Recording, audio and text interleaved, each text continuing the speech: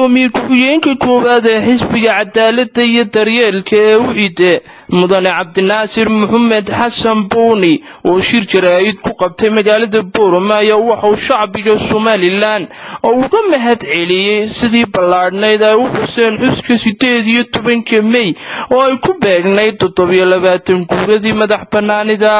Somaliland. marka u horeysa waxaan maanta kelmadeydu ay daaran tahay inaan shacbiga reer Somaliland haddaan nahay xisbiga UCID uga mahad celino ku amaano ku dhiirigelino sidii qiimaha iyo qaayaha lahayd ee wadaninimada lahayd ee qarannimada lahayd ee shalay u muujiyeen maalintii ay la soo noqdeen madaxbannaanidooda 1991kii 18 May magaalada Burco xarunta gobolka ee Togdheer magaalada madaxdiisa Burco shacbiga reer Somaliland waanu ku ogeyn haddaan xisbiga UCID nahay dad ilaashada qarannimadooda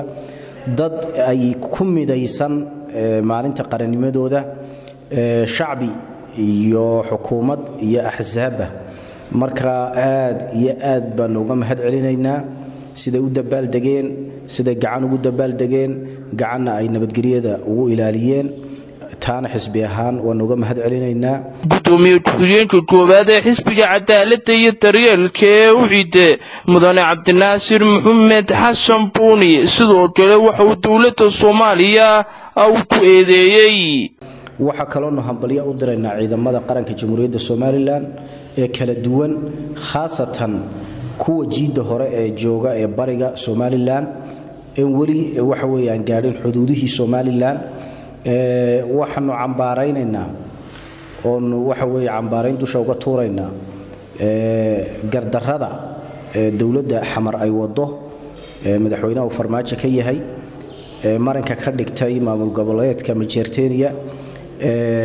gardarrada maalin walba ku soo qaadaya ciidamada qaranka Jamhuuriyadda Somaliland falka ay shalay sameeyeen wuxuu ahaa fal la mid ah maalmihii qaranka Jamhuuriyadda Somaliland marka uu doorasho galayo ama go'aano masiiriyo qaranka Somaliland u gaar u gaadhayo ama munaasabadaha qaranka ee sidoo kale sidii shalay 18 May u dabaaldegaya sidii cadowgu ugu soo qaadi jiray awalba duulaan ayay tanad u shalay la mid ahayd marka wax nagu cusub ma ahayn ciidamada soo majeestayaasha ee Jamhuuriyadda Somaliland ee jiida hore ku sugan darbaaxada ay gaarsiiyeen waanu ku tahniyadeynaynaa halka ka sii wadaanu leenahay waanu ku garab taaganahay waxaanu hubnaa in qaranka Jamhuuriyadda Somaliland xuduudihiisu dhameystirmi doonaan cid aanu ku gardaroonaynaa aan jirin cid ciidamada qaranka Jamhuuriyadda Somaliland ay ku gardaroonayaan jirin xisbiga UCID haddaanu nahay waxaanu beesha caalamka ugu baaqaynaa in gardarrada farmaajo wado وهدنا همبلية صاد رأي هدنا وحويان باق نبضيد وصاد رأيه اسمه قبطه sidoo kale gudoomiye ku-xigeenka koowaad ee xisbiga cadaaladda iyo daryeelka ee UCID mudane Cabdinaasir Maxamed Xasan Buuni waxa uu shacbiga muslimiinta gaar ahaan shacbiga Somaliland ugu hambalyeeyay curashada bisha barakaysan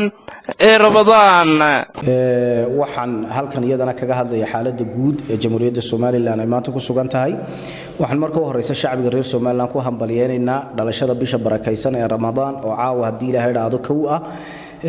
in caafimaad ku gaaraan cibaado suuban ku gaaraan in Ilaahay subhanahu wa ta'ala bisha Ramadaan uu ka aqbalo in kuwa nabad ay shacbiga reer Somaliland meel kasta joogaan ay ku soomaan ciidamada qaranka Jamhuuriyadda Somaliland waxaan u rajaynaynaa oo ku tahniyadeynaynaa bisha barakaysan ee Ramadaan inay ay noqdaan kuwa waxa weeyaan cibaadaysta Ilaahay subhanahu wa ta'ala uu ka aqbalo shacbiga reer Somaliland waxaan ugu baaqaynaa xisbiga UCID haddaan nahay inay isku naxariistaan dadka danyarta ah waxa weey la gargaaro dadka masaakiinta ah la afursiyo waxa weeyaan shacbiga reer Somaliland ay naxariis bisha Ramadaan ay isku muujiyaan taana xisbi ahaan waanu dhiirigelinaynaa bisha ugu dambayn gudoomiye ku-xigeenka koowaad ee xisbiga cadaaladda iyo daryeelka ee UCIDE mudane cabdinaasir maxamed xasan buuni waxa uu ka hadlay shidaal wasakhaysan oo soo galay gudaha Somaliland taasoo uu sheegay in hadda ay sababtay in shidaalkii uu yaraado waxaana ku macneeyay in haamaha kaydka shidaalka ee magaalada Berbera aan laga sifayn shidaalkii wasakhaysnaa ee soo galay gudaha Somaliland. arinta kale iyadana maanta aan jecelahay inaan ka hadlo waxa weeye waxaad ogtihiin maalmo dhaweeyta in shidaal wasakhaysan uu dalka yimiday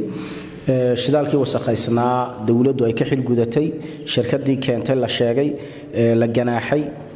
shidaalkaasi wasakhaysnaa sidii haddana haamihii looga dhameyn lahaa aanay weli talaabadeedii la qaadin taasina ay nagu keentay in dalkii shidaal yaraan ay ka dhacdo shidaalkii nadiifta ahaa meel lagu shuban la waayo taasina waxay keenaysaa arrin mas'uuliyad darro ah waa in xukuumadda iyo cidda arrintaasi u abuuran ee u xil saaran waa in degdeg ay arrintaasi wax uga qabtaan